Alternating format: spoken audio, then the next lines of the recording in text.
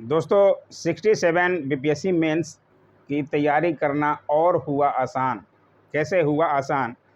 क्योंकि अभी अभी हाल ही में 3 एग्ज़ाम बीपीएससी के द्वारा कंडक्ट कराए गए, जहां के सवालों को देखने के बाद बीपीएससी 67 की तैयारी और भी आसान हो जाएगी।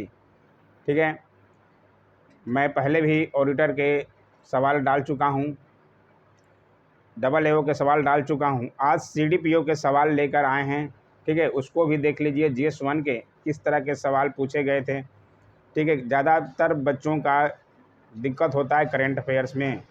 ठीक है, इंटरनेशनल रिलेशन में कि किस तरह के सवाल पूछेंगे, उसी में बच्चे ज़्यादा कंफ्यूज रहते हैं और उसके कारण जो है जीएस 1 में थोड़ा घबराते हैं। लेकिन नंबर तो जीएस 1 में उठता ही है दोस्तों। 200 प्लस आप ला सकते हैं अगर इन सवालों को आप एक बार देख लीजिए ज़रूर। ठीक है, किस तरह के सवाल बन रहे हैं जीएस 1 में, ऑडिटर के अभी तक नहीं देखे हैं तो ज़रूर से ज़रूर देखिए अगर आप 67 मेंस देना चाहते हैं। ठीक है, और आपका पीटी में अच्छा रिजल्ट आ रहा है तो ज़रूर अभी तैयारी चालू कर दीजिए। ठीक है, डबल एओ का भी डाल दिया है। डबल एओ के जीएस 1 में किस तरह से सवाल पूछे थे तो उसको भी ज़रूर से ज़रूर देखिए दोस्तों, उसको सॉल्व कीजिए। इतना अगर आप हल कर देते हैं तो आपकी तैयारी बहुत अच्छी हो जाएगी और 200 प्लस आसानी से आप ला सकते हैं। कैसे, आइए दिखाते हैं। सीडीपीओ के सवाल भी एग्ज़ाम हुआ 8 तारीख को, तो उसके सवाल भी देख लीजिए। बहुत इजी तरह से जीएस 1 में तो 200 प्लस आसानी से ला सकते हैं। ठीक है, थोड़ी सी मेहनत करना पड़ेगा। और अभी हाल ही में 3 एग्ज़ाम हुए, उसके प्रश्न देख लीजिए करेंट अफेयर्स के खासकर।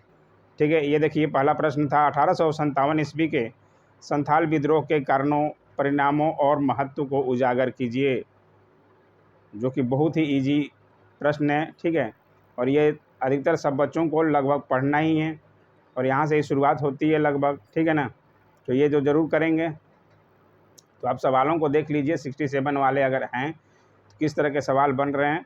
बिहार में सन 1857 ईस्वी में से 1949 ईस्वी के मध्य तकनीकी शिक्षा के विकास का आलोचनात्मक परीक्षण कीजिए। ठीक है, तो ये सवाल भी आप देख लीजिए।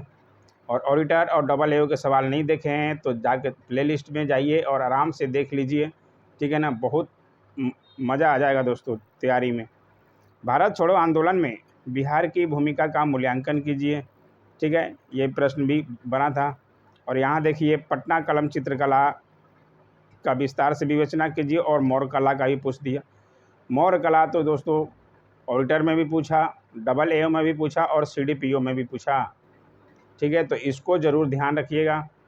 आप 66 का देख लीजिएगा, 66 में क्या पूछा था। 66 में भी शायद मौर्य कला या पटना कलम पूछता। तो और पाल कला, 3 कला तो आपको पढ़ना ही पड़ेगा दोस्तों। ठीक है ना, तो इन 3 कला को आप छोड़ नहीं सकते। तो 3 कला में से इसमें से देखिए सीडीपीओ में 2 कला का बारे में पूछ दिया। ठीक है ना, तो जो लोग तैयारी किए होंगे कला पर तो उन तो आसानी से लिख दिए होंगे 4 नंबर 5 नंबर।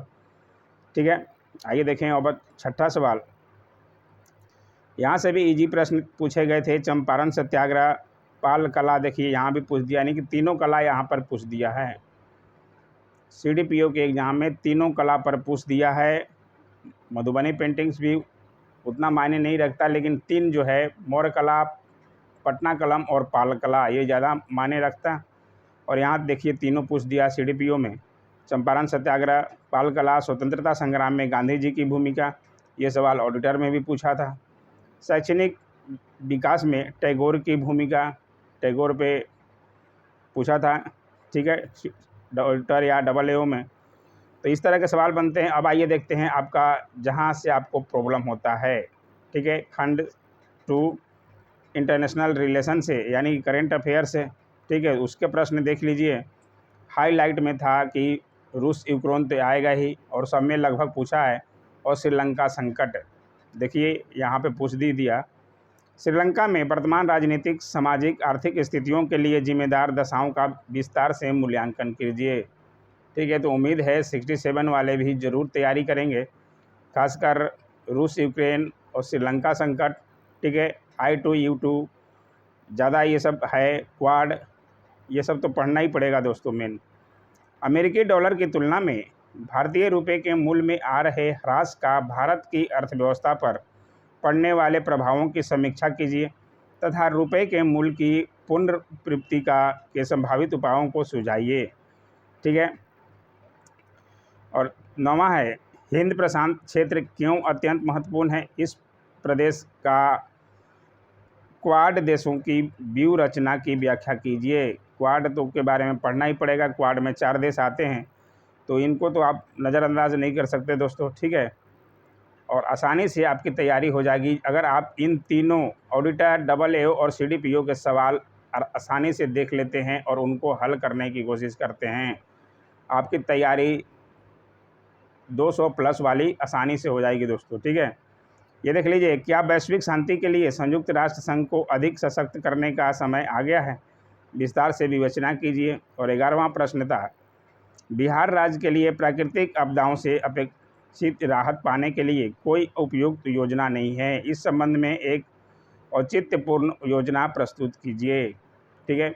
स्टैटिक्स के हमने खंड 3 नहीं लिए हैं। स्टैटिक्स तो बहुत ईजी पूछ रहे हैं। ऑडिटर का मैं दिखा चुका हूँ। और देखना है स्टैटिक्स के प्रश्न तो ऑडिटर वाले प्रश्न देखिए या डबल वाले प्रश्न देखिए, वहाँ से स्टैटिक्स के सवाल पता चल जाएंगे और बहुत इजी पूछे जा रहे हैं DI में। ठीक है ना। तो वहाँ से ज़्यादा चिंता करने की ज़रूरत नहीं है। आपका आसानी से 72 में 72 ला सकते हैं। आप हमारे चैनलों के वीडियो स्टैटिक्स के देख लीजिए या 67 के लिए और भी तैयारी कराई जाएगी स्टैटिक्स की। ठीक है ना, सांख्यिकी की। तो टेंशन मत लीजिए दोस्तों। और इसी तरह के वीडियो के लिए लाइक, शेयर, कमेंट और सब्सक्राइब जरूर करें दोस्तों। Thanks for watching my YouTube channel.